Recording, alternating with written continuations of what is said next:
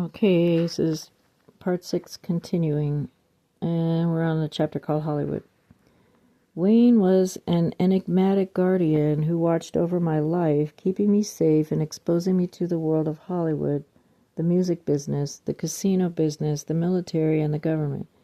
Viewing me as one of the only living heirs to the Kennedy family, he wanted me to understand the ins and outs of all the lines in the family business. One of my early experiences with Hollywood occurred when I was around 10 or 11. Wayne picked me up from the Quigleys and drove me to the set of the police drama Adam 12. Everybody watched Adam 12, remember that? In that episode, I played the role of a boy whose head got stuck between the bars of a fence. The officers had to slather my head with grease to get me out. My spoken part was, "My mom's sure going to be mad at me when I get home." The whole thing was over in about 15 minutes. Then I wiped the goop from my head and Wayne took me back home.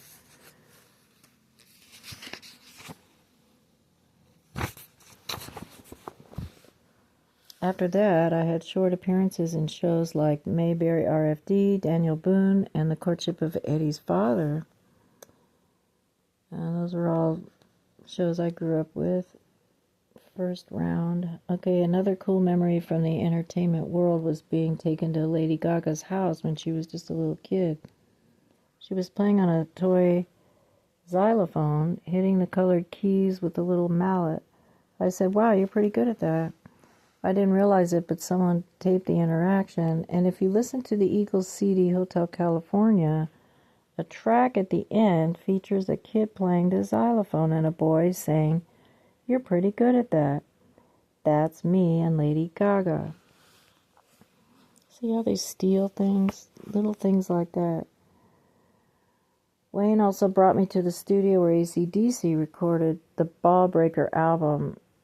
On the album, there's a song called Hail Caesar. Cesar. While I was there, they had me practicing that song repeatedly for hours until my throat got sore. Then, when the final version was produced, they dubbed in my voice. I don't know why they did that, but I always listened to it. Once I was driving with Brenda, and it came on the radio. I started singing, and she looked at me wide-eyed. "Hey, it is you," she said with surprise. I chuckled and said, "Yeah, that's me. I wasn't lying." Wayne also had me working on Hollywood sets, and I remember that big movie stars like Clint Eastwood, John Wayne, and Charles Bronson had crews of guys that followed them around. They were in serious competition with each other, and I remember once Charles Bronson told me to go to the restaurant across the street and get him a beer, but insisted I had to bring it back with the top on. I went to get it, but the woman behind the counter removed the cap. I tried to tell her to give me another one, but she refused, so I brought it over to Bronson, and he was pissed.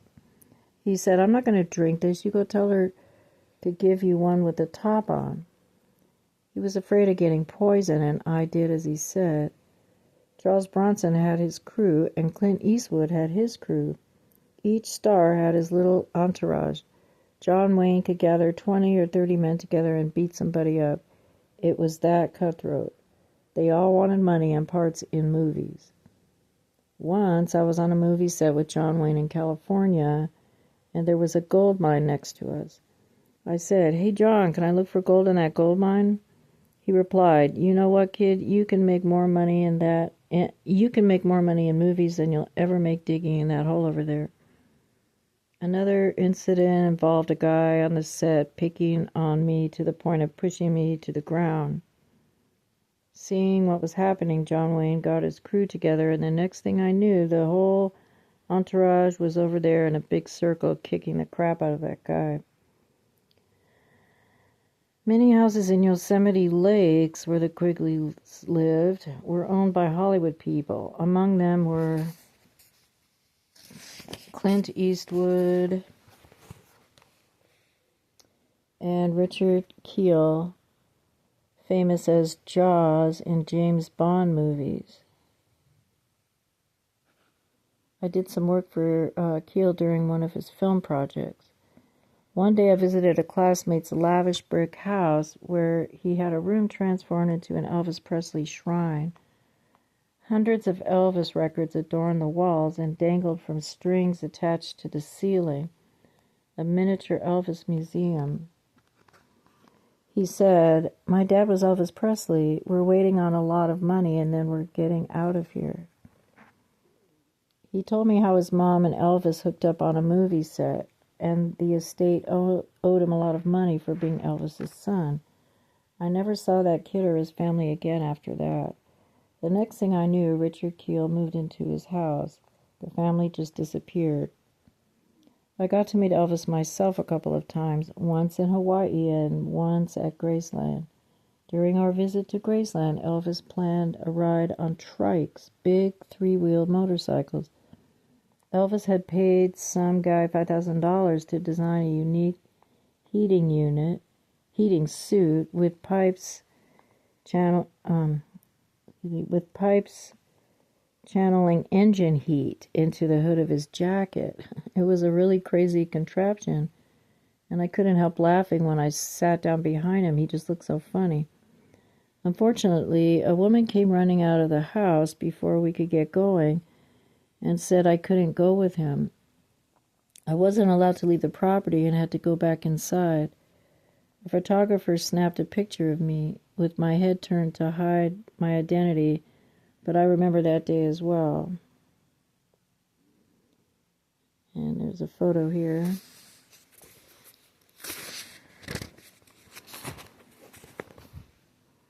The mob made good on their promise to Denzel. He became a big Hollywood star. No wonder he's in the Diddy news, eh? But Wayne wanted to show me how he turned out, so he dropped me off at the set where they were rehearsing Training Day. The moment I arrived, a group of guys grabbed me, punched me, drugged me, tossed me into a bathtub, and put a gun in my mouth. I was sure they were going to blow my head off. I was under MK Ultra and was thinking, what the hell? Then they started practicing their lines from the movie, and when I saw it in the theater, I was shocked.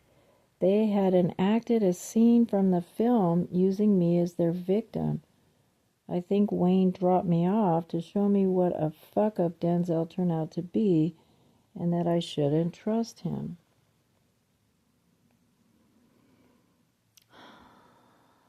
Okay, how long is that? 7 minutes. Okay, that's the end of that chapter. Well, I just got, everyone has an Elvis Presley story or two, so I got to throw in mine.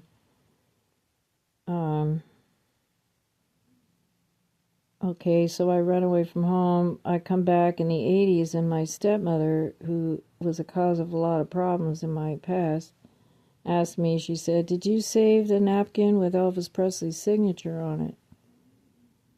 Well, I didn't, and I barely now remember. She told me she gave it to me as a gift when I was 11 years old, after they went to Vegas.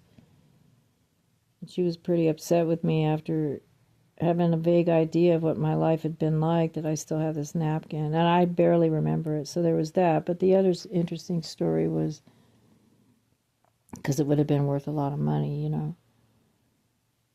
And so the other story about people I grew up around, that their interest in money is huge. Well, anyway, if my childhood friend, if you're listening, you might be, I have to tell everybody about the photo you sent me in a text that time. This friend of mine works in the hotel industry in Hollywood there, and also hires out temp jobs. One of them having been a security at the concert of Green Day when it happened over here in California. She'd be one of those ladies standing on the stage as security at the concert, where she would get some other kind of temp job to do something, but always, around the industry and stuff.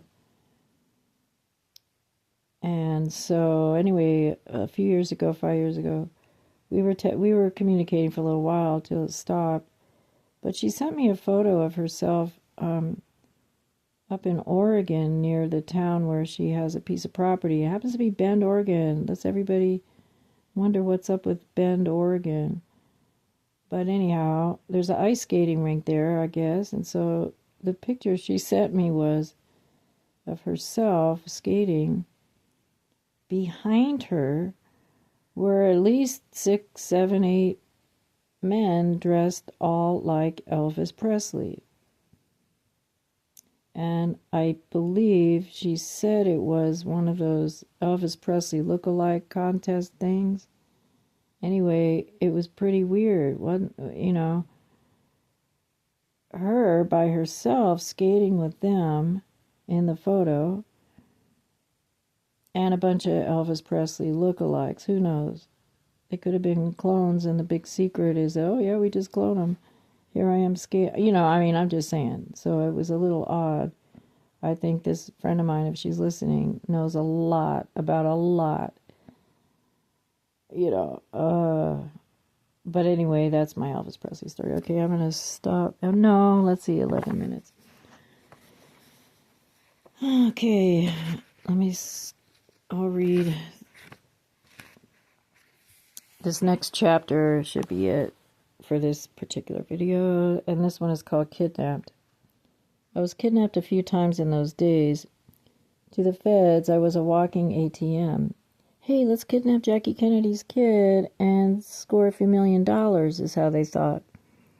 It was a game to them. The very government agents that were assigned to protect me would turn into kidnappers. Then they'd call my mother and say, Jackie, John's kidnapped. We need so much money to secure his release. The first time it happened was when I was living with the Quigleys in Clovis. A government agent came to the house, and I was happy to see him, thinking we would finally get to the bottom of this Kennedy stuff. Instead, he took me to a house in a subdivision, probably in Fresno, California.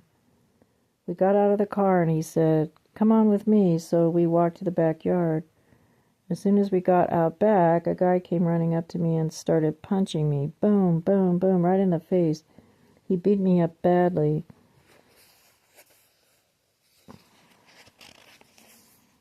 Then both of them told me to take off my bloody shirt, put on a green soccer shirt, and get in a dog cage. They took a photograph of me and sent it to Aristotle for ransom money. The whole time I was in there, I kept repeating to myself, out of the darkness into the light. Out of the darkness into the light. At some point, they made me take a handful of pills, and I don't remember anything after that, just waking up at the Quigleys. On another occasion, I was locked in the bathroom for days. I thought I was going to die. I don't think they even fed me. Lying on the floor, I scratched into the baseboard, I'm John Kennedy Jr., and I was here. I thought if they killed me, at least somebody would know I was there. I don't remember how old I was then. But the most horrific kidnapping incident happened when I studied with an artist in Spain. He was painting me, and a guy came in and took me. He identified himself as an agent who was supposed to pick me up and take me back to Jackie. He ushered me into his car and drove to a little house in the countryside. Inside, he placed a plate with rat poison, laced rice and beans in front of me and told me he'd shoot me if I didn't eat it. A Spanish girl watched us warily as I ate the poisoned food while his gun was pointed at my head. I could tell she wanted to help, but didn't dare, and I obediently spooned the bitter mixture into my mouth and forced myself to swallow. After I ate it, he left, and I got very ill. I was lying on the floor of this dirty house, clutching my stomach in pain and crying. The Spanish woman brought over a trash can and made me throw up in it. It helped a little, but I was still lying on the floor when some Spanish officials, police or government agents, came in and grabbed me and put me in a pickup truck. We were traveling on a dirt road when some headlights came at us. Both vehicles stopped. The guy from the other car got out and started coming toward us. That's when the agent I was with pulled out a gun, flipped the door open, and shot the guy in the head. Then he got back in the car and drove us to the cartel. There was a big corral there, and I recognized the woman who had helped me throw up into the trash can. One of the cartel members grabbed her by the arm and said, "We're going to feed her to the lions." They thought she was part of the plot to kidnap me. I said, "No, man, you can't feed her to the lions. She tried to save my life. She helped me." He shrugged. "My lions gotta eat. They're hungry." After some back and forth, they decided not to worry about it until the next day. I was so sick, I passed out on a cot until morning, when the government agent woke me up and told me to stand by the corral fence. Spanish villagers lined the fence, watching as a growling, restless lion paced back and forth. Soon an elderly man was tossed into the enclosure. With a barbaric grip, the lion clamped onto his stomach, shaking him violently like a dog with a chew toy. I can't remember what happened after that.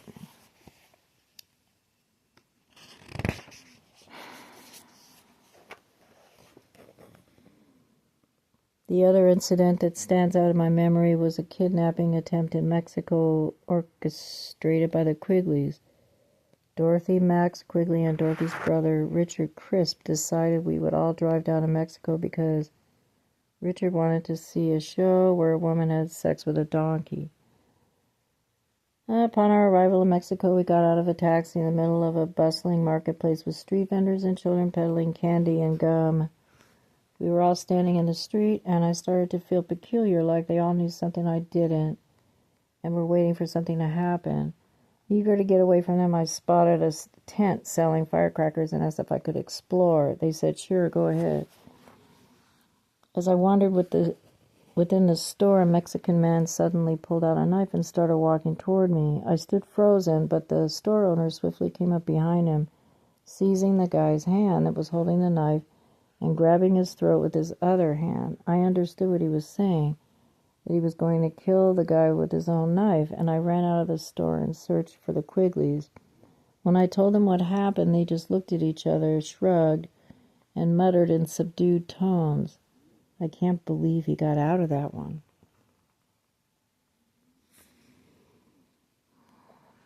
Okay, 17 minutes. I'm going to stop there, and that's the end of this particular chapter. Okay, thanks.